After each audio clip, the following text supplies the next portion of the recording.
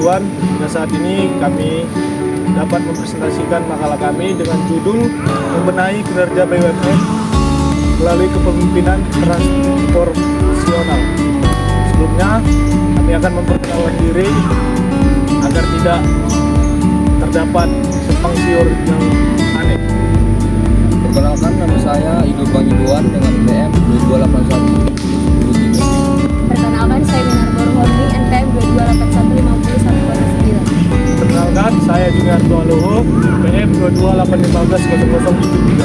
Perkenalkan, nama saya Puspita Wanakamika, NPM 22815099. Saya Dini Aditya, PM 2815-0021.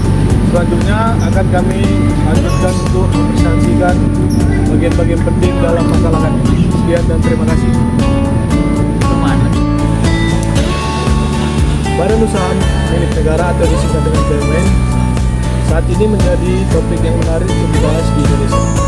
Hal ini tidak terlepas dari peran gandanya menjadi pelayanan sumber pelayanan publik dan menjadi keuntungan bagi negara. Performa BUMN yang buruk disebabkan oleh banyak hal, diantaranya intervensi dari pihak luar seperti DPR dan dari birokrasi sendiri. Dalam penjelasan kami saat ini, menerapkan kepemimpinan transformasional di BUMN dalam perusahaan listrik negara atau PLN. Pada hakikatnya, BUMN mempunyai dua wajah atau karakter yang melekat pada satu tubuh. Yang pertama sebagai unit bisnis yang tercermin dari kata-kata badan usaha. Kemudian kedua sebagai sebuah birokrasi yang tercermin dari kata-kata milik negara. Hal inilah yang menyebabkan selama beberapa dekade BUMN tidak bisa maksimal menjalankan perannya untuk menghasilkan laba bagi negara. Barulah setelah keluar Undang-Undang Nomor 19 Tahun 2003 tentang BUMN, ada penegasan kembali terhadap peran dan fungsi BUMN.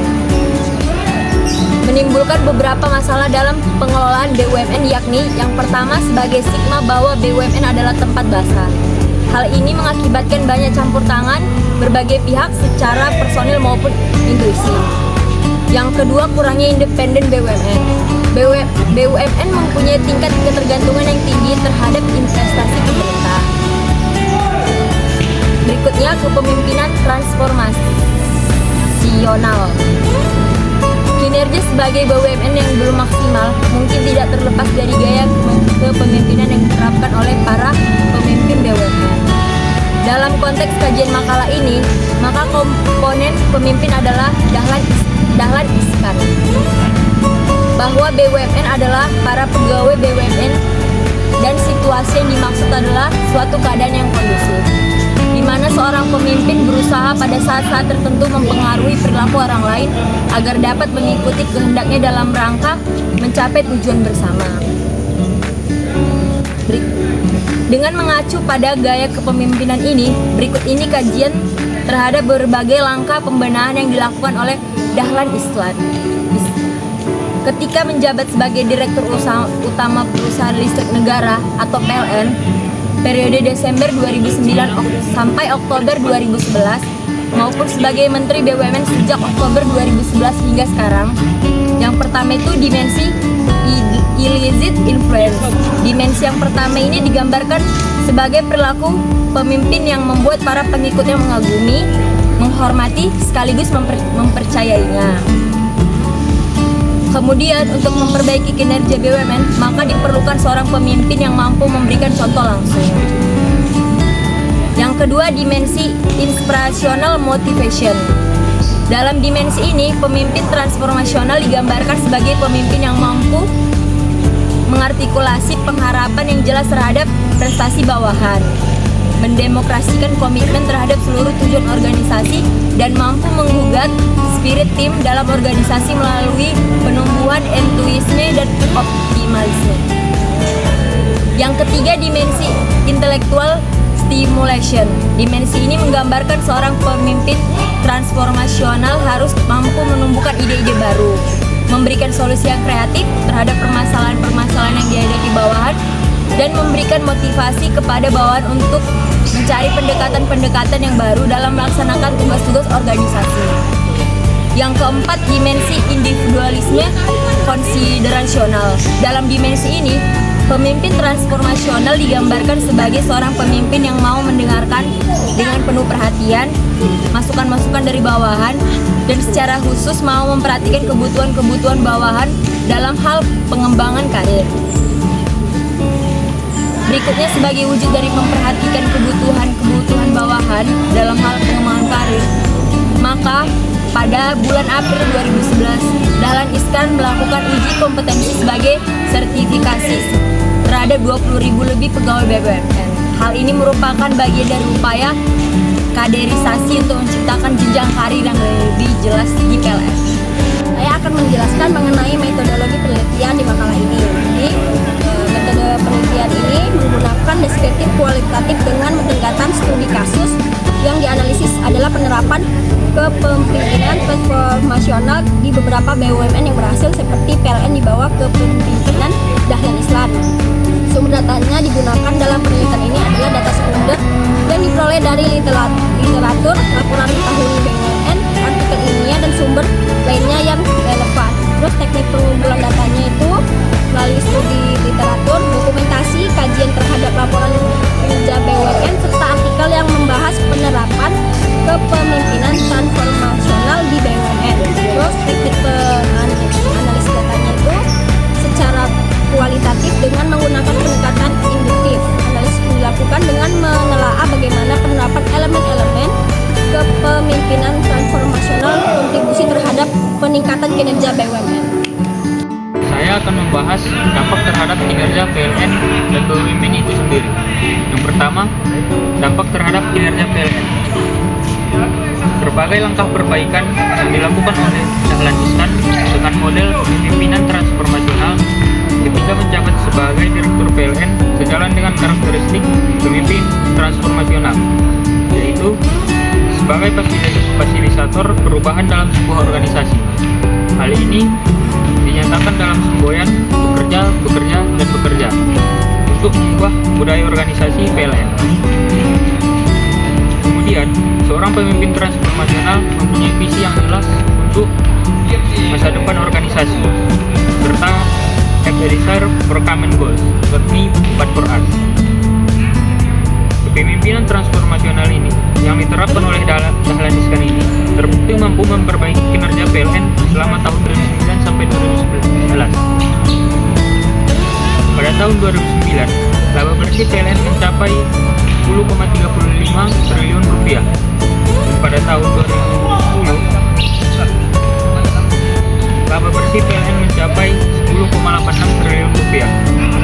Dan kemudian pada tahun 2011, laba bersih PLN menjadi 11,7 triliun rupiah. Hal di atas menjadi bukti bahwa kepemimpinan transformasional yang dipraktikkan oleh Dahlan Iskan di PLN mampu membawa BUMN tersebut ke arah perubahan yang lebih baik. Selain langkah perbaikan seperti perbaikan yang lain. Dan kesimpulan yang kami dapat adalah gaya kepemimpinan transformasional terbukti efektif dalam meningkatkan efektivitas kinerja BUMN. Salah satunya adalah perusahaan listrik negara di bawah kepemimpinan Dahlan Iskan. Namun diperlukan kita lebih lanjut untuk melihat apakah keberhasilan bergantung pada karisma kepemimpinan atau kemampuan gaya ini dalam mengubah sistem budaya organisasi. Penerapan kepemimpinan transformasional ini membutuhkan fondasi moral, motivasi dari pemimpin dan bawahan, serta pemimpin bawahan untuk meningkatkan atau mementingkan kepentingan organisasi.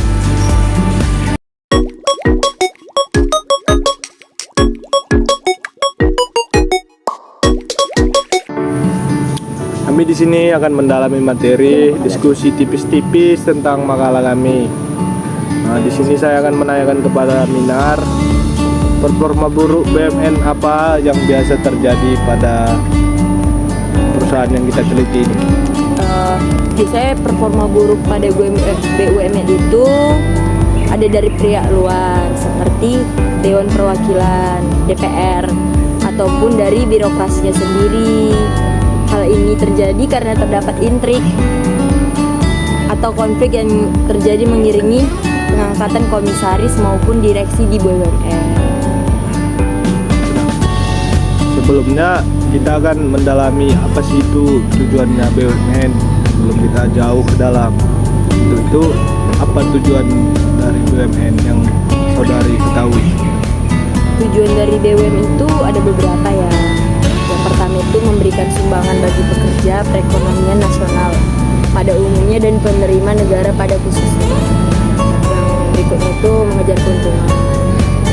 Terus menyelenggarakan kemanfaatan umum berupa penyediaan barang atau jasa yang bermutu tinggi dan memadai bagi pemenuhan hajat hidup orang banyak, lingkungan sekitar lah. Terus menjadi perintis kegiatan-kegiatan usaha dan turut aktif memberikan bimbingan dan bantuan kepada pengusaha golongan. Aku mau nanya lah Jun nih gitu. Di sini kan ada kita membahas apa itu gaya kepemimpinan transformasional. Di sini kan gaya kepemimpinan transformasional itu kan fokus kita dalam makalah ini, jadi nggak mungkin lah aku nggak tahu.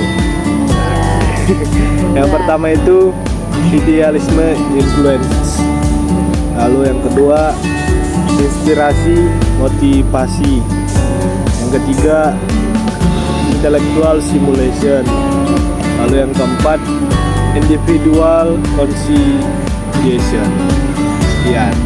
Sekian bincang-bincang dari kami. Yang hanya dilakukan hanya 2 orang. Kami ucapkan terima kasih.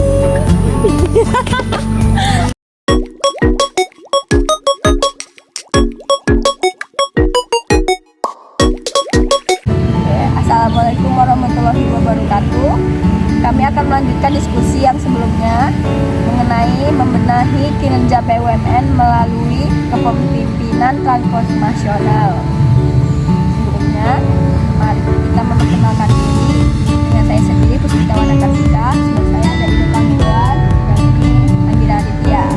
Oke, langsung saja saya akan menanyakan kepada Nabila Panggilan. Apa dampak motivasi untuk perusahaan BUMN terhadap kepemimpinan transformasional? Jadi menurut saya penerapan gaya kepemimpinan transformasional itu baik untuk meningkatkan kinerja perusahaan BUMN.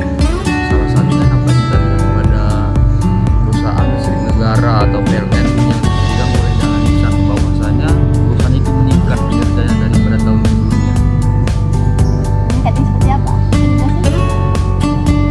Peningkatannya itu dari perolehan laba PLN sendiri.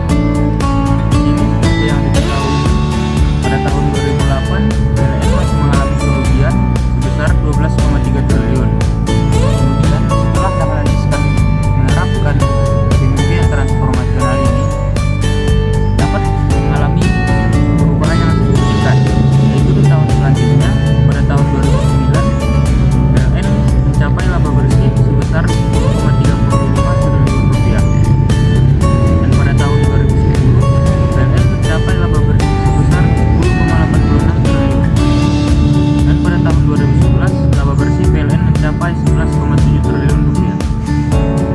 Ini terbukti kepemimpinan transformasional yang dipraktekkan oleh Dahlan Iskan ini mampu membawa PLN tersebut ke perubahan yang lebih baik. Sekianlah pemaparan presentasi di dalam video ini. Kami ucapkan terima kasih.